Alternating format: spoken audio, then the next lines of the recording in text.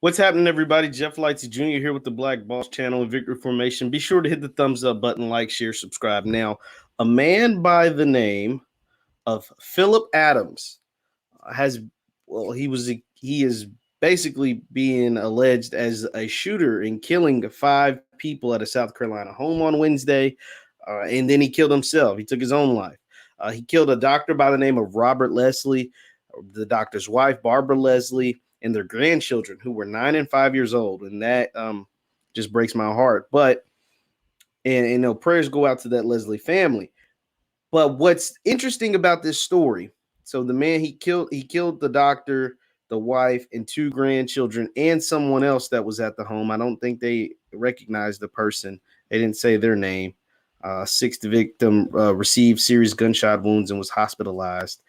James Lewis, who was 38 years old, also passed away in this fatal shooting.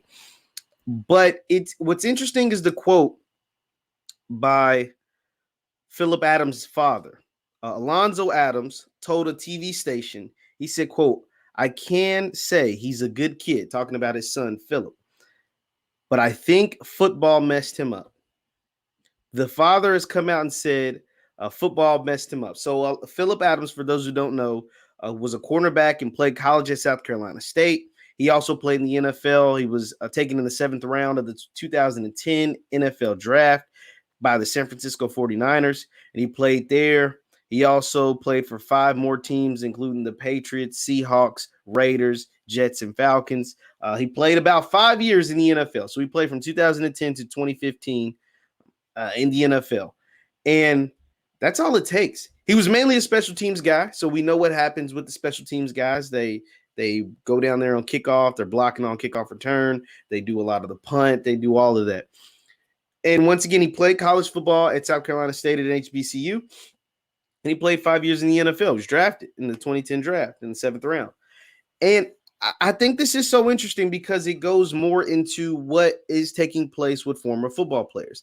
And that's the thing. People will say, well, he only played 5 years in the league. How in the hell can that make him into this serious, murderer? And here's the thing. That's all it takes, right? Like, you don't have to play 15 years in the league or 12 years in the league to be messed up permanently, to be messed up severely, to be messed up drastically as a player. Like, that's all it takes is 5 years. Because you got to think, you got to remember what the NFL is. You got to remember what football is, especially at that level. Every collision is like a car wreck. So imagine getting into 50 car wrecks over the span of 3 hours, and 50's on the light side. I mean, you're literally taking your heads and ramming them into each other. And especially at full speed, not this close, like at full speed from yards and yards away. Like, that's what the NFL is. That's what football is. Now, I watch the NFL, so I can't be a hypocrite and say, hey, nobody should play football or nobody should go out and do this, because I watch the NFL. I commentate on the NFL. I talk about football. I talk about contracts. I talk about all that stuff. So I'd be a hypocrite if I go out and tell you not to play football. I played football myself I never played at the NFL level, but I participated as a youth, participated in like high school sports.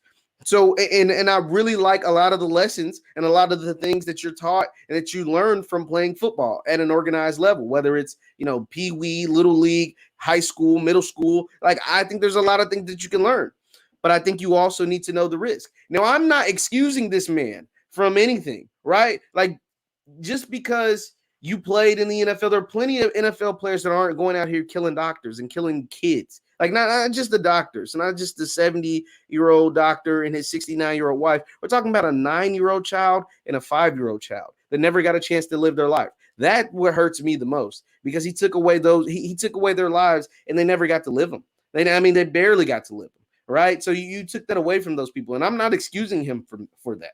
I'm not excusing him from that at all. Like, he will never, in the eyes of that family, in the eyes of me, he'll never be forgiven for that. But what I will say is that going in and getting in those serious collisions day in and day out at practice and in the games has a toll on your body. I'm just putting the warning out there for anybody who has aspirations to play in the NFL. That's a part of it. That's what comes with it. I know they've created new rules and they do these safety measures and they have these programs or whatever. But there's only so much safety that you can have in playing professional football. There's only so much you can save a person from playing football, right? Because at the end of the day, the purpose of the game is to put another man on the ground, is to enforce your will on another man. So when you do that, you're going to get hurt. You're going to damage your brain. You're going to damage your body. There was 100% injury rate in the NFL. 100% injury rate in professional football. 100. There's not a single person in the history of professional football that doesn't get hurt. Now, there's some injuries. Some guys can play through injury, right? They have a broken whatever, strained whatever, and they just play through it. But you're still going to get hurt. It still hurts. It's still pain every single time, every single day. And the fact that his dad has come out and said that, essentially he says he believes his son suffered from CTE. Now we know what CTE is. I can't think of the exact name, the real name, but it's a brain injury. It's when your brain is messed up from playing football. And CTE, a lot of former NFL players have come out and they discovered CTE in like the early 2000s, right? Mid 2000s. And the NFL didn't want to, they wiped their hands with it. They're like, man, that's not true. But when Dave Durison died and killed himself and his brain was studied and he was 45 or 50 years old and he had the brain of a 116-year-old man and it had that many bruises and it was that messed up. And when these 40-year-olds and 45-year-old men are killing themselves and shooting themselves in the chest so their brain can be examined because they know they're messed up, that's caused from CTE. And then you look at their brains, these men are 35, 40, 45, 50, 55 years old, and they have brains of 80, 85, 90, 95, 100, 105-year-old men. They're messed up, and they know they're messed up. And that's essentially what Phillip Adams' father is saying what was wrong with his son. He said, my son was a good kid, but I believe football messed him up. And there's changes in behavior that come with having CTE. Anger issues are one. Uncontrollable anger.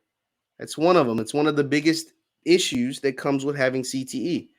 And once again, I'm not excusing this man from especially killing no kids. You can never be forgiven in my eyes for doing something like that. But those are the dangers that come with playing professional football. Those are the dangers that come with playing the NFL. Yes, you could live a life of luxury. You could live a life of luxury and make millions and millions of dollars playing that. But just know